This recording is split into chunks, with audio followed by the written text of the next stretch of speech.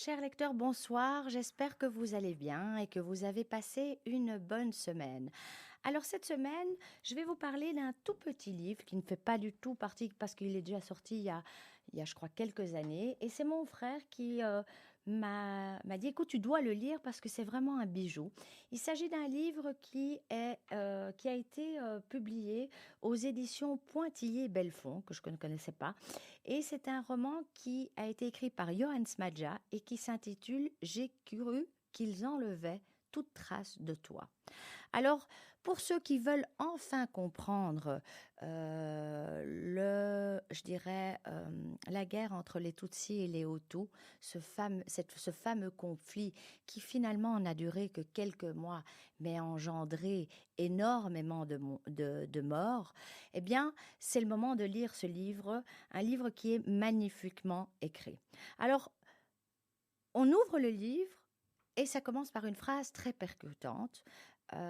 Sacha, grande reporter, écrit: c'est en avril 1994 que j'ai demandé à Dieu de divorcer. Ce sont les premiers mots très forts de ce premier roman, qu'il est tout autant. Alors le jeu, comme je disais, est celui de Sacha, une grande reporter française, une femme forte de caractère, qui a l'habitude de voyager, qui a l'habitude de raconter les fracas du monde, et qui se retrouve cette fois-ci projetée dans les premiers jours du génocide rwandais, et le lecteur va suivre cette trace.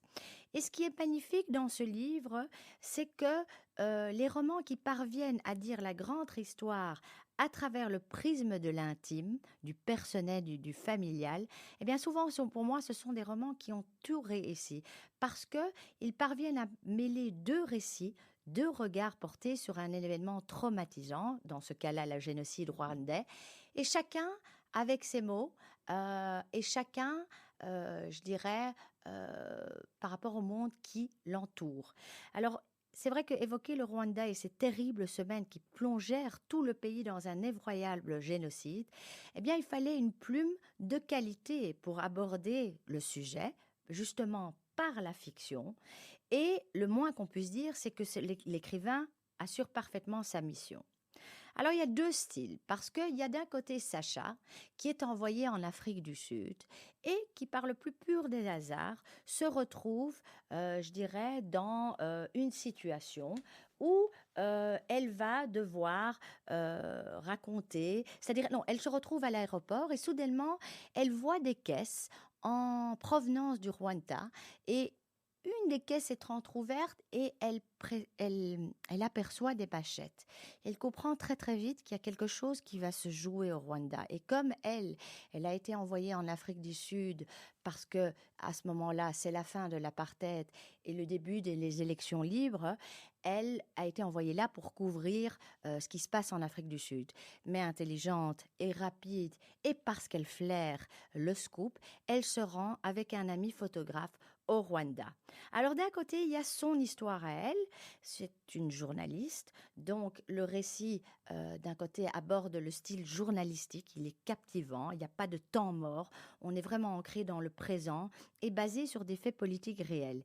Et l'autre récit est celui justement d'une Tutsi qui raconte son histoire. Il s'agit de Rose.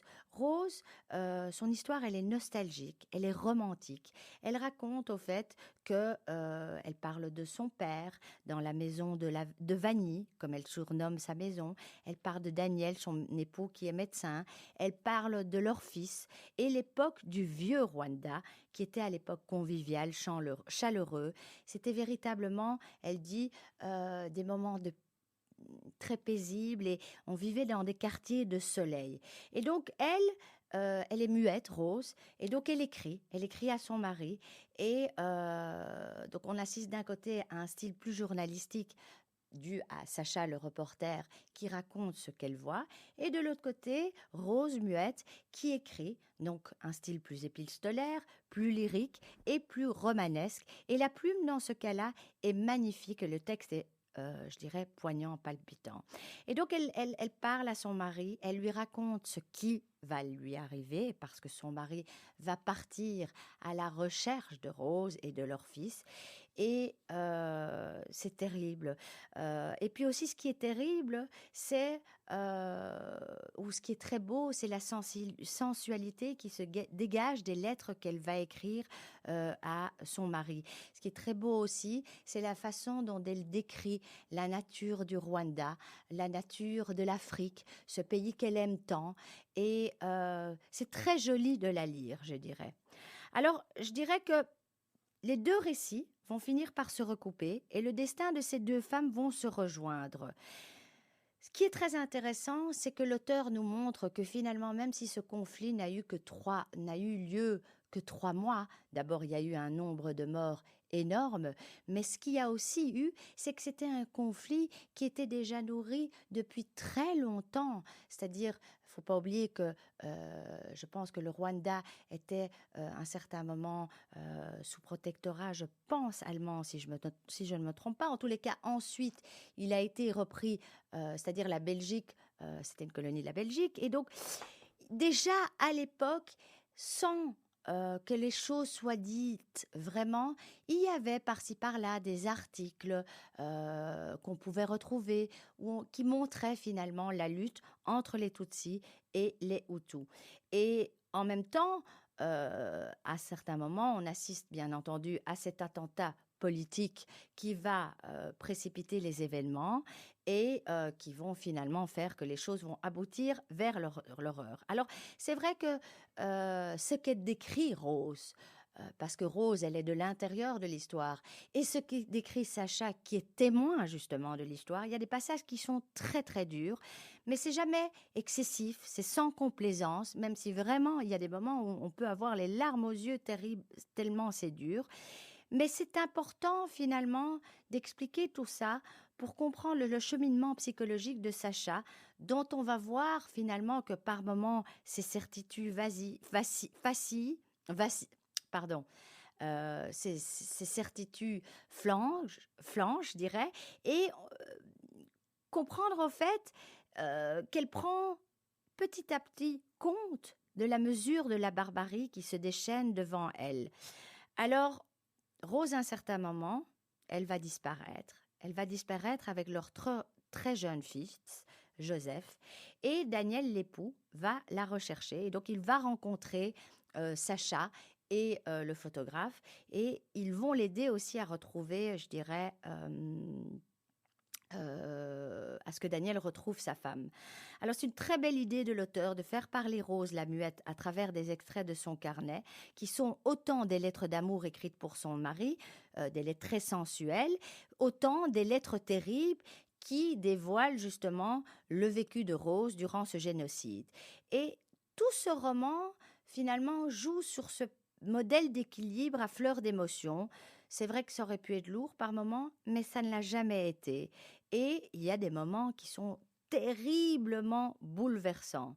J'ai pas refermé ce livre, j'ai au contraire été séduite par l'écriture et été séduite aussi par la façon dont cette Afrique, avant tous ces événements, est décrite, comme Rose aime son pays, la chaleur aussi des personnages finalement Tutsi ou Hutu qui pendant tout le temps se sont tout le temps fréquentés et puis soudainement qui dû au génocide, qui dû au problème, soudainement et qui ont tout le temps vécu l'un à côté de l'autre et soudainement les problèmes surviennent et le voisin qui a toujours été un bon voisin, eh bien devient un dénonciateur ou bien quelqu'un qui tue.